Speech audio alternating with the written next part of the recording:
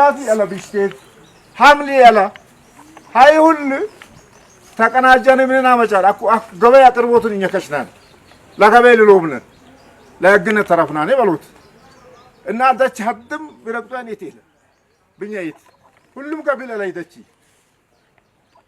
ነጭ ሽንኩርት በብዛት እናመርታለን። አው ሌላ ሳይት አለ ከተመቻችሁ እዛም እንሄዳለን።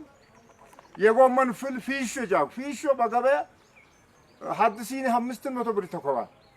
ሐድሲን ፊሾ ገበሬ አለበባልቡት ለምን ሆናል ዮሐናም ፊለካ ያመርትነን አጂየጅናን hincaቆ ቡቆበናን አኩ ይሄ ቀረኝ ምን ግዝ ዘይት አምርቶት ዋ አሳሚ ለማምርት ከሻው ይሄ ተዘጋጀው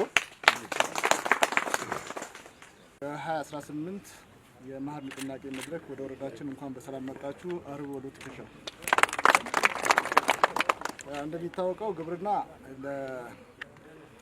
ለኢትዮጵያም ለወረዳችንም ህዝብ ሁሉ ነገር ነው።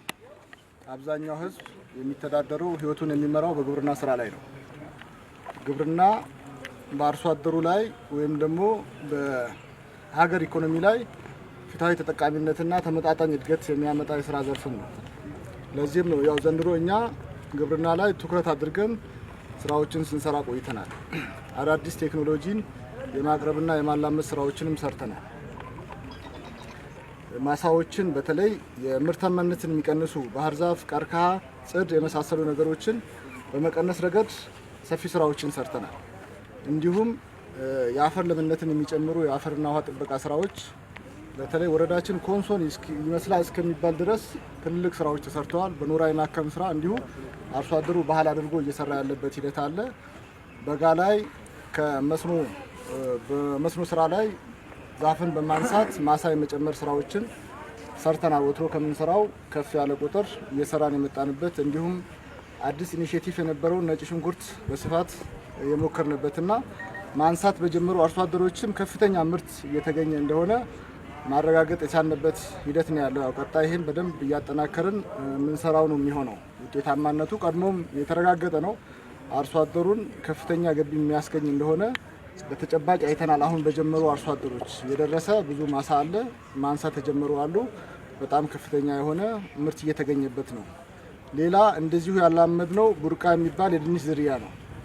በሄክታር እስከ 450 ኩንታል ይገኛል ተብሎ ይጠበቃል። በሞዴል አርሶ አደሮችና በአርሶ አደር ማሰልጠኛ ተቋማት ተሞክሯል በዘንድሮ ዓመት። ሌሎች በስፋት የተሰሩ ስራዎች አሉ። ፖም እንዳያችሁት ከጊዜ ወደ ጊዜ እየጨመረ ቁጥሩን ባለፈው ዓመት ከ78000 በላይ በአርሶ አደር ጓሮ ፖም ተተክሏል። በግዢም እንዲሁ በችግኝ ጣቢያዎቻችንም ቀጣይ ከሌላ ቦታ እናቀርበን በሚል የችግኝ ጣቢያዎቻችንን በደንብ በስፋት ይሄን ያለንበት ሂደት አለ። ያው ዛሬ እዚህ ምዕራብ አዘርነት ወረዳ የተገኘ ነው ለሁለት ትልልቅ ዓላማዎችን ይዘን ነው።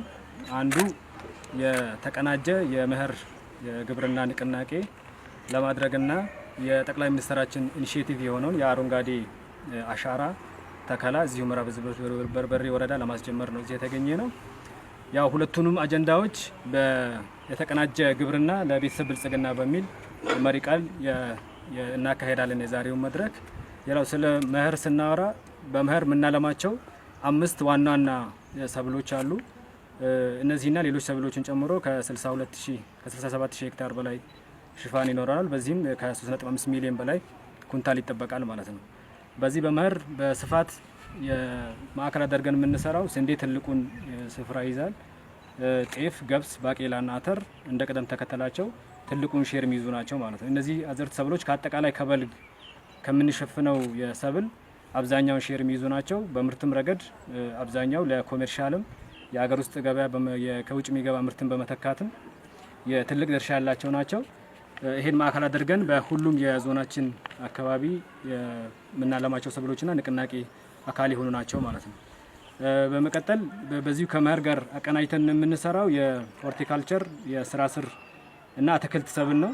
ይሄን እንደዚሁ ከ4000 ሄክታር በላይ ነው የሚሸፍነው። ከምርት አኳያ እንደዚሁ ከ1.5 ሚሊዮን ኩንታል በላይ ምርት ለማግኘት አቅደናል። ይሄ ሲታይ ከመኸርና በነዚህ በብርና በአገዳ ሰብሎች ካቀድ ነው የስራ ስሩ መሬቱ ትንሽ ሆኖ ግን ምርቱ በጣም ከፍተኛ ድርሻውን የሚወስድ ነው። ይሄ ደግሞ በቤተሰብ ደረጃ ድህነትን ለማሸነፍ ብልጽግናን ለማረጋገጥ ያሰብነውን ግብ የሚያሳካልን ስለሆነ በዚህ የመኸር ወቅት ንቅናቄያችን በልዩ ትኩረት ምንመራው ይሆናል ማለት ነው። ከዛ ባለፈ በአረንጓዴ አሻራ ልማት ስራችን የዛሬ እዚህ እንጀምራለን። ይሄን ለማድረግ አስቀድመን ከሁሉም ወረዳዎች እና ከተማ አስተዳደሮች ጋር ተግባብተናል። በዚህ ዓመት የምናለማቸው ማናቸውም የፍራፍሬ ተክሎችን በክላስተር ነው የምናለማው። በእያንዳንዱ አርሶ አደር ደረጃ ቁጥር አስቀምጠን ፓኬጅ አስቀምጠንለት ክላስተርም ተለይቶ ዝግጅት አድርገናል ማለት ነው። ለዚህ የሚሆን በችግኝ ጣቢያዎች እና በግል ኢንተርፕራይዞች ደረጃ እና በግለሰብ አርሶ አደር ደረጃ ችግኝ የማፍላትና ዝግጅት የማድረግ ስራ ጨርሰናል። አብዛኛው ያው እንደምታውቁት የፍራፍሬ የአፕልን ብትወስዱ እዚህ ደጋማ ወረዳዎች ላይ በትንሹ አርሶ አደሩ በትንሽ ማሳ የራሱ የቤተሰብ ብልጽግና ለማድረግ ትልቅ አስተዋጽኦ ያለው ነው። አቮካዶን ብታዩ ኤክስፖርት ሰብላችን ነው። አፕልንን ብናይ ከውጭ ነው ኢምፖርት እያደረግን ያለው። ያን ሰብስቲቱት ማድረግ አለብን። ከዛም አልፎ ለውጭ ገበያ ማምረት አለብን። ሌሎችም ፓፓያም ሌሎች የምንሞክራቸውም የፍራፍሬ ዘሮች አሉ። እነዚህን በዚህ ዓመት በክላስተር እናለማለን ብለናል ማለት ነው። ከዛ ባለፈ ዘንድሮ የአረንጓዴ አሻራችንን ተቋም ላይ እናደርጋለን ብለን ነው ግብ ያስቀመጥ ነው። ይሄን ከሁሉም መዋቅሮች ጋር ተግባብተናል። ቅርብ ጊዜም የቡናና የመኖ ተከላ ስናደርግ ተቋም ላይ ነው የጀመርነው። ቡናን ያስተከልነው ሰፊ 2 ጥማድ ወይም ግማሽ ሄክታር ቡና አስተክለናል። በዚህ ዓመትም በተቋማትና በለየናቸው መንደሮች ከአስፋልት ብዙ ሳይርቅ ሞዴል የሆነ ስራ እንሰራለን ብለን ግብ ጥለናል ማለት ነው። በዚህ ተግባብተንም ሁሉም ወረዳ ዝግጅት ስላደረገ ዛሬ ካስጀመርን በኋላ በሁሉም መዋቅር በንቅናቄ እስከ ታችኛው መዋቅር ይወርዳል ማለት ነው።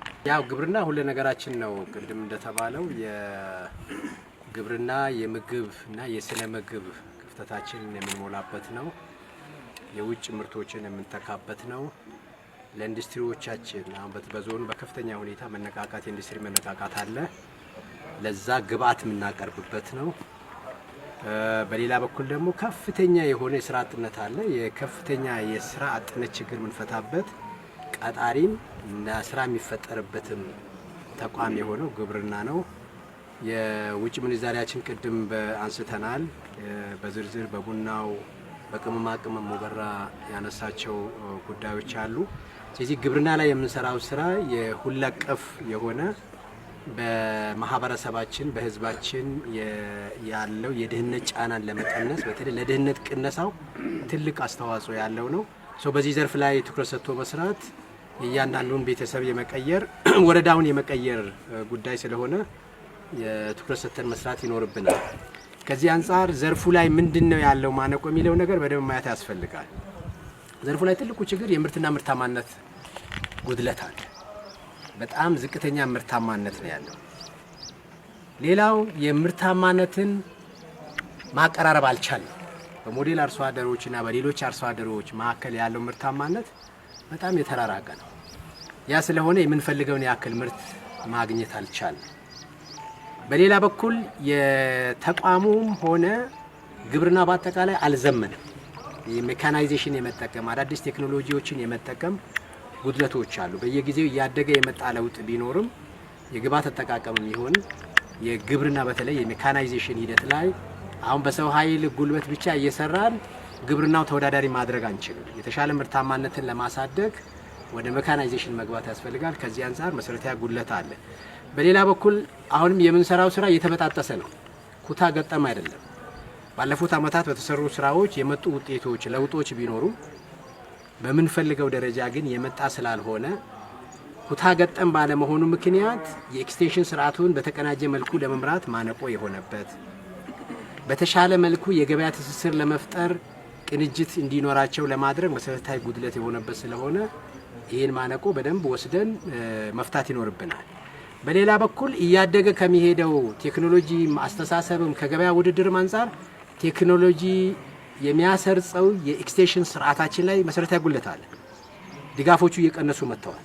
ለውጦች ቢኖሩ አርሶ አደሩ በእጁ ቴክኖሎጂ አለ። ልጆቹ በእጁ ቴክኖሎጂ ይዞ ነው የሚሰራው። ለዛ የሚመጥን ስርዓት ፈጥረን የኤክስቴንሽን ስርዓታችን ከማዘመን አንፃር ያለውን ማነቆ ወስደን መፍታት ይኖርብናል።